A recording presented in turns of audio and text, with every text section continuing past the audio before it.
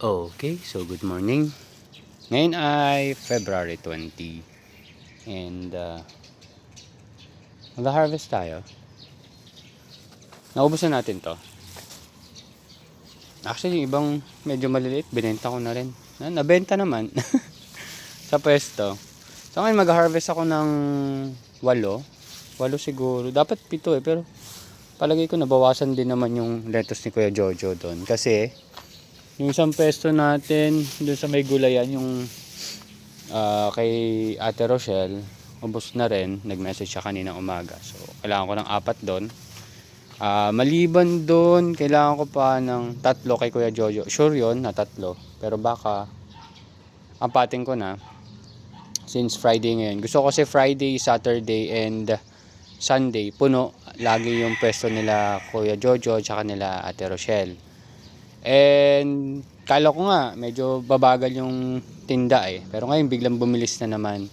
This past few days biglang nag-ramp up yung sales. Bumilis yung tinda sa pwesto, which is good. In terms of personal customers, may pailan-ilan pa rin naman akong personal customers.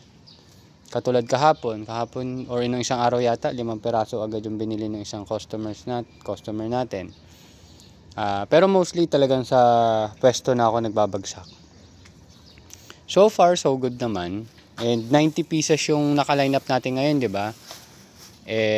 Nakapagtanim na rin tayo 90 pieces. So Wednesday, although Friday pa lang ngayon, nagpe-prepare na ako ng another 90 pieces. So yung 90 pieces natin, baka dito ko ulit muna ipwesto.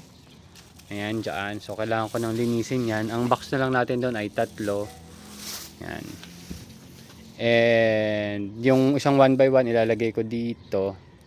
Titingnan ko lang kung gaano kataas yun. Pero sana mataas yun. Yung ganun kataas. Kung hindi, lalagay ko pa rin yan dyan. Pero inayos na kasi natin yun Dating design nun ganito.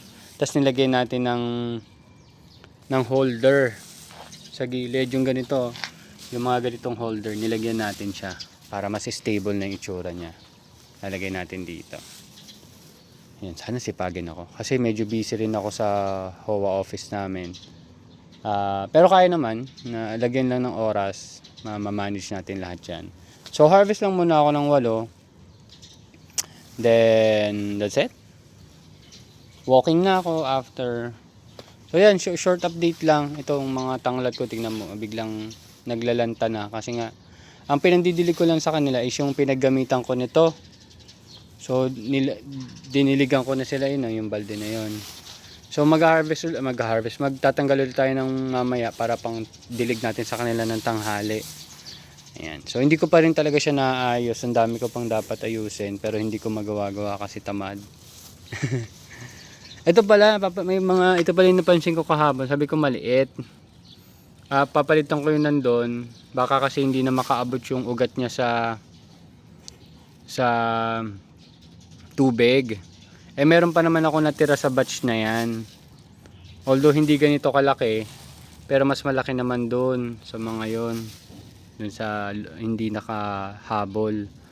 So baka gumana naman. So hopefully gumana. Ayan. So ito yung mga issue. Lalagyan natin ng tape. Yan. Tagal ko na rin ginagamit yan. Isa yan sa mga unang net ko. Kasi kasama siya ng 3x3 natin dati. Ito ang history ng 3x3. Ayan, so hopefully maayos ko unti-unti. Pati maayos ko din ang proseso ng HOA namin. And that's it. Thank you very much and see you next updates mga tropa. So sana tuloy-tuloy lang kayo. Kung nahihirapan mo kayo sa pagtatanim nyo, pahinga lang, then balik ulit. Yun lang. Bye-bye.